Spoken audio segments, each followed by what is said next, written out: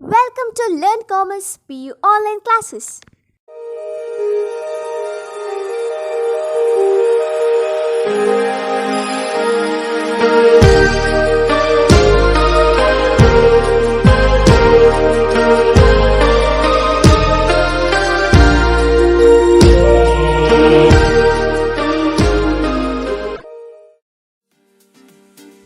Don't forget to like our video and subscribe our YouTube channel for all the updates.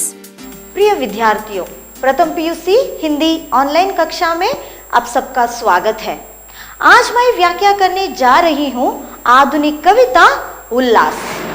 शीर्षक से ही पता चल जाता है ये सकारात्मक मनोभावन पैदा करने वाली कविता है। इसकी कवयित्री है सुभद्रा कुमारी चौहान। कविता का सार समझने से पहले हम कवयित्री का संक्षिप्त परिचय प्राप्त करेंगे। सुभद्रा कुमारी चौहान जी का जन्म 1904 ईस्वी में प्रयाग के वैश्य क्षत्रिय कुल में हुआ। वे आधुनिक काल की राष्ट्रीय धारा की कवयित्री हैं। महात्मा गांधी के स्वतंत्रता आंदोलन में उन्होंने सक्रिय रूप से भाग लिया था। उनकी कविताओं में देशभक्ति दिखाई देती है। झांसी की रानी, वीरों का कैसा हो वसंत उनके बहुचर्चित कविताएं हैं। आत्मरक्षा, आत्मत्याग, स्वतंत्रता प्राप्ति आदि आपके कविताओं का मुख्य विषय है। 1948 ईस्वी में एक मोटर दुर्घटना में उनकी मृत्यु हो गई। उनके प्रमुख रचनाएं हैं मुकुल, त्रिधारा, बिखरे मोती, सीधे सादे चित्र और उन्मादिनी आदि। प्रस्तुत कविता में कवयित्री जीवन के प्रति आशावादी दृष्टिकोण रखती है। उनकी भाषा सरल एवं प्रचलित कड़ी बोली है। उन्होंने मानव हृदय में उठने वाली भावों को अपने सहज एवं बहुत ही अच्छी शैली में यहाँ पर व्यक्त किया है। साथ ही जीवन के प्रति सकारात्मक दृष्टिकोण करने का जो संदेश है इस कविता के माध्यम से हमें प्राप्त होता है। अब बढ़ते हैं कविता के व्याख्या की तरफ। पहला अनुच्छेद, शैशव के सुंदर प्रभात का मैंने नव विकास देखा, यौवन की मादक लाली में यौवन का हुलास देखा। शैशव के सुंदर प्रभात का मैंने नव विकास देखा, यौवन की मादक लाली में यौवन का हुलास देखा। जिस प्रकार से दिन की शुरुआत सुबह से होती है उसी प्रकार हर एक इंसान के जीवन की शुरुआत बचपन से होती है। शैशव मतलब बचपन, प्रभात का मतलब है प्रातः काल, सुबह। जिस प्रकार से दिन की शुरुआत सुबह से होता है, धीरे धीरे उसकी जो दिन बढ़ता जाता है, उसी प्रकार इंसान की जो जिंदगी की शुरुआत है जो बचपन में होता है और धीरे धीरे यौवन, उसके बाद बुढ़ापे के तरफ बढ़ता है। तो कवयित्री यहाँ पर कहती है उसने बचपन से अपने जीवन को धीरे धीरे विकास होते हुए देखा है और वो कहती है यौवन के लाली, लाली यहाँ पर लाल रंग प्रेम, उत्साह और आकांक्षा की संकेत है और यौवन वैसे ही बहुत ही उल्लास से भरा होता है। तो वो कहती है यौवन के लाली में उन्होंने एक नया उल्लास उसमें देखा।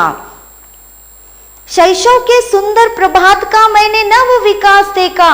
वो कहती है अपने बचपन से वो जीवन को धीरे धीरे विकास होते हुए देखा। जिस प्रकार से दिन की शुरुआत सुबह से होती है और धीरे धीरे वो बढ़ते बढ़ते दोपहर, शाम और रात हो जाता है, उसी प्रकार जीवन जब बचपन में होता है धीरे धीरे विकास के तरफ बढ़ता है और वो बुढ़ापे की ओर बढ़ता है। जैसे कि दिन का जो बहुत ही ऊंचा वक्त, जैसे हम समझते हैं कि दोपहर बहुत ही उत्साह वाला, बहुत ही गर्माहट वाला, उसी प्रकार जीवन की जो बहुत ही उल्लास भरा वक्त होता है यौवन। और यौवन की लाली में कवयित्री ने एक नई तरह के प्रेम, आकांक्षा और उत्साह के एक नए विकास होते हुए उन्होंने देखा है। जग झंझा जकोर में मैंने आशा लतिका का विकास देखा, आकांक्षा उत्साह प्रेम का क्रम क्रम से प्रकाश देगा। जग झंझा जकोर में मैंने, कहते कि इस दुनिया में बहुत सारे उतार चढ़ाव, जीवन में बहुत सारे उतार चढ़ाव आते हैं, बहुत सारे तकलीफ आती है, बहुत सारे दुख मिलता है, बहुत बार लोगों को ठोकरे खाने पड़ते हैं, फिर भी कवयित्री यहाँ पर कहती है वो कभी पीछे नहीं हटी, वो हमेशा निडर होकर अपने जीवन में आगे बढ़ती रही। जग झंझा जकोर में मैंने आशा लतिका का विकास देखा। वो कहती है इस दुनिया में कितनी ही बड़ी तूफान क्यों ना आए, जिंदगी में कितने ही दुख क्यों ना है, लेकिन उसने हमेशा आशा रूपी लतिका यानी कि बेला को धीरे धीरे बढ़ते देखा। यानी यहाँ पर कवयित्री की सकारात्मक दृष्टिकोण प्रस्तुत होता है। जिस प्रकार से वो कहती है इस दुनिया में इंसान को हर कदम पर ठोकरें खानी पड़ती है, हर जीवन में हर एक को मुश्किलें सहनी पड़ती है, जीवन में कभी कभी बहुत बार यानी तूफान आते हैं, फिर भी कवयित्री कहती है उन्होंने अपने जीवन में हर पल हर बार आशा लतिका को बढ़ते हुए देखा, विकास होते हुए देखा। आकांक्षा उत्साह प्रेम का क्रम क्रम से प्रकाश देखा।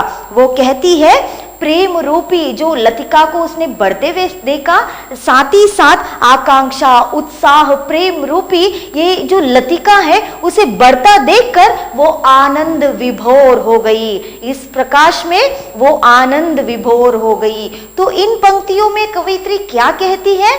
वो कहती है इस दुनिया में इंसान को हर एक कदम पर ठोकरें खानी पड़ती है, उन्हें उसके जीवन में कभी कभी तूफान उड़ते हैं, लेकिन कवयित्री कहती है वो कभी भी जिंदगी में डरी नहीं है, वो निडर होकर अपने जिंदगी में आगे बढ़ती गई है और इस दुनिया के झंझट में भी उसने अपनी आशा की लतिका को धीरे धीरे बढ़ते देखा। वो कहती है इस प्रेम आकांक्षा उत्साह के प्रकाश में वो आनंद विभोर हो गई। अगला अनुच्छेद, जीवन में ना निराशा मुझको कभी रुलाने को आई, जग झूठा है यह विरक्ति भी नहीं सिखाने को आई। वो कहती है उसने उसके जीवन में कभी भी निराशा के लिए कोई स्थान नहीं है, उसने कभी अपने जीवन में निराशा का अनुभव ही नहीं किया, वो कभी जीवन में निराश हुई ही नहीं, यानी उसके जीवन में निराशा के लिए कोई स्थान नहीं है। जो इंसान अपने जीवन के प्रति हमेशा सकारात्मक यानी कि पॉजिटिव थिंकिंग रखता है या हमेशा अपने जीवन में जो भी होता है वो अच्छे के लिए होता है, ये सोच रखता है, वो कभी भी अपने जीवन में निराश नहीं होता। यही कवयित्री इन पंक्तियों में कहना चाहती है। वो कहती है कवयित्री कभी भी अपने जीवन में निराश नहीं हुई, निराशा के लिए उसके जीवन में कोई स्थान नहीं है। कभी रुलाने को आई, कभी वो निराश होकर अपने जीवन में नहीं रोई, उसने ये नहीं सोचा कि मेरे जीवन में ये होना था ये नहीं हुआ, ये सोचकर वो कभी नहीं रोई। जग झूठा है यह विरक्ति भी नहीं सिखाने को, कभी कभी हम जीवन से कभी दुखी हो जाते हैं या किसी से बहुत ही तकलीफ पाते हैं तो हम ये कहने लगते हैं जग झूठा है, ये दुनिया वाले सभी झूठे हैं, लेकिन कवयित्री कहती है ये जग झूठा है, ऐसी बात कभी भी उसके मन में ऐसी भावना कभी नहीं आई, ऐसी भावना के साथ उसने कभी इस दुनिया वालों से मुंह नहीं मोड़ा, इसलिए वो हमेशा जीवन में आगे बढ़ती रही। जीवन में ना निराशा मुझको कभी रुलाने को आई, जग झूठा है यह विरक्ति भी नहीं सिखाने को आई। वो कहती है वो जीवन में कभी भी निराश होकर नहीं रोई, उसके जीवन में निराशा के लिए कोई स्थान नहीं है। कुछ लोग जब भी ठोकर खाते हैं, जब भी उनके जीवन में दुख आता है तो ये कहते हैं जग झूठा है, ये दुनिया में रहने वाले सारे लोग झूठे हैं, किंतु कवयित्री कभी ऐसी भावना उसके मन में ना आई और वो कभी इस दुनिया से या दुनिया वालों से उसने कभी मुंह नहीं मोड़ा। अगला अनुच्छेद, अरे दिल की पहचान कराने नहीं घृणा आने पाई, नहीं अशांत हृदय तक अपनी भीषणता लाने पाई। अरी अर्थात दुश्मन। वो कहती है इस दुनिया में उसका कोई दुश्मन नहीं है, क्योंकि वो हमेशा हर किसी के साथ अच्छा बोलती है, अच्छा व्यवहार करती है, इसलिए उसके पास कोई दुश्मन नहीं है। वो कहती है अरे दिल की पहचान कराने नहीं घृणा आने पाई, नहीं अशांत हृदय तक अपनी भीषणता लाने पाई। उसका हृदय इस दुश्मनी और स्वार्थ से परे है, उसके जीवन में कोई दुश्मन नहीं है। इसलिए देखिए, जब भी हम दूसरों से घृणा करते हैं, जब भी हम दूसरों को घृणा करना मतलब हेट करना, तब हम खुद भी अंदर से अशांत रहते हैं। जब हम हर किसी को प्यार करेंगे, हर किसी में अच्छाई देखेंगे, तो हमारा मन भी शांत और प्रसन्न रहता है। तो यहाँ पर कवयित्री कहती है उसके जीवन में कोई दुश्मन नहीं है, उसके लिए, उसके हर किसी के लिए वो प्यार ही देती है। इस वजह से उसके हृदय में किसी के लिए घृणा नहीं है, उसका हृदय स्वार्थ से परे है। और वो कहती है नहीं अशांत हृदय तक अपनी भीषणता लाने पाई, इसलिए उसके मन में अशांति का भयानक छाया कभी नहीं होती है। जिस प्रकार मैंने कहा, जब हम दूसरों के प्रति प्यार अपने मन में रखते हैं, दूसरों के प्रति हमेशा अच्छा सोचते हैं, तब अपना खुद का मन भी हमेशा शांत रहता है। अगर हमेशा हम दूसरों के प्रति घृणा रखते हैं, दूसरों के प्रति बुरी भावना रखते हैं, तो हमारे अंदर से हमारा मन भी अशांत रहता है। तो यहाँ पर कवयित्री कहती है उसने कभी किसी से कोई वैरत्व नहीं है, कभी किसी से कोई दुश्मनी नहीं है, इस वजह से उसका हृदय हमेशा शांत रहता है। अशांति का जो भयानकता है उसके मन में कभी नहीं आया। अगला अनुच्छेद, मैंने सदा किया है सबसे मधुर प्रेम का ही व्यवहार, विनिमय में पाया सदैव कोमल अंतस्थल का प्यार। मैंने सदा किया है सबसे मधुर प्रेम का ही व्यवहार। तो यहाँ पर कवयित्री कहती है मैंने हर किसी से हमेशा प्यार से ही व्यवहार किया, मधुर प्रेम का ही व्यवहार किया, इसके बदले में मैंने वापस प्यार ही पाया है। ये दुनिया का दस्तूर है, जब आप प्यार दोगे वापसी में आप प्यार ही पाओगे। एक हिंदी में एक लोकोक्ति है, आप भला तो जग भला, यानी अगर आप अच्छे हो तो आपको ये सारी दुनिया या सारे लोग अच्छे दिखाई देते हैं। या आपके अंदर ही कोट है, आपके अंदर ही वो घृणता भरी हुई है, तो आपको सब लोग वैसे ही दिखाई देते हैं। इसलिए कहा जाता है आप भला तो जग भला, अगर आप अच्छे हो तो दुनिया आपके लिए बहुत अच्छी है। तो यहाँ पर कवयित्री कहती है वो दुनिया वालों से हमेशा उसने प्रेम का ही व्यवहार किया, इसलिए वापसी में उसे प्यार ही मिला, अंतस्थल का प्यार, अर्थात हृदय से लोगों ने उसे बहुत प्यार दिया, क्योंकि उसने हमेशा लोगों से बहुत ही अंतस्थल का प्यार, बहुत ही मधुर प्रेम का व्यवहार किया, इसलिए उसे भी बदले में प्यार ही मिला। मैं हूं प्रेममयी, जग दिखता मुझे प्रेम का पारावार, बड़ा प्रेम से मेरा जीवन लुटा रहा है निर्मल प्यार। मैं हूं प्रेममयी, जग दिखता मुझे प्रेम का पारावार, भरा प्रेम से मेरा जीवन लुटा रहा है निर्मल प्यार। तो यहाँ पर कवयित्री वापस कहती है वो खुद प्रेममयी है, इसलिए ये दुनिया उसको प्रेम का पारावार मतलब सागर, समुद्र, ये दुनिया उसे प्रेम का समुद्र दिखाई देता है। यहाँ पर हर कोई उसे प्यारा लगता है, किसी से भी वो घृणा नहीं करती, किसी से भी वो दुश्मनी नहीं करती है। तो वो कहती है मैं खुद प्रेममयी हूँ, इसलिए मुझे सारा दुनिया प्रेम का सागर दिखाई देता है। भरा प्रेम से मेरा जीवन, मेरा पूरा जीवन प्रेम से भरा है, प्यार से भरा है, इसलिए मैं प्यार ही लुटा रही हूँ। देखिए, जब आप शांत हो, आपका मन प्रसन्न हो, आप अंदर से खुश हो, तो आप इस दुनिया में भी खुशी बांटते रहोगे, कभी दूसरों से घृणा या दुश्मनी नहीं करोगे। अगर आपके अंदर ही घृणा भरी है, अशांत है मन, तो आप पूरे दुनिया में अशांति फैलाओगे। तो यहाँ पर कवयित्री कहती है वो खुद प्रेममयी है, इसलिए सारा दुनिया उसे प्रेम का सागर दिखाई देता है और वो पूरे दुनिया के लिए प्रेम ही प्रेम लुटा रही है। अगला अनुच्छेद, मैं ना कभी रोई जीवन में, रोता देखा ना यह संसार, मृदुल प्रेम के ही गिरते आंखों से आंसू दो चार। वो कहती है मैं कभी नहीं रोई। देखिए ये जो समाज है, ये जो दुनिया है, दर्पण की तरह होती है, आईने की तरह होती है। यदि आप रोते रहोगे आपको ये दुनिया भी रोता नजर आएगा। यदि आप प्रसन्न रहोगे, आप खुश रहोगे, तो ये दुनिया भी आपको खुशी खुशी खुशी नजर आएगी। तो यहाँ पर कवयित्री कहती है उसने कभी जीवन में वो रोई नहीं है और वो उसे दुनिया भी कभी रोता नहीं दिखाई दिया। और वो कहती है मृदुल प्रेम के ही गिरते हैं आंखों से आंसू दो चार। अगर उसके आंखों में आंसू भी गिरते हैं तो सिर्फ प्यार और खुशी के हैं, कभी दुख के आंसू उसके आंखों से नहीं गिरते। तो यहाँ पर कवयित्री कहती है वो कभी जीवन में नहीं रोई और उसने कभी इस दुनिया को रोता हुआ नहीं देखा।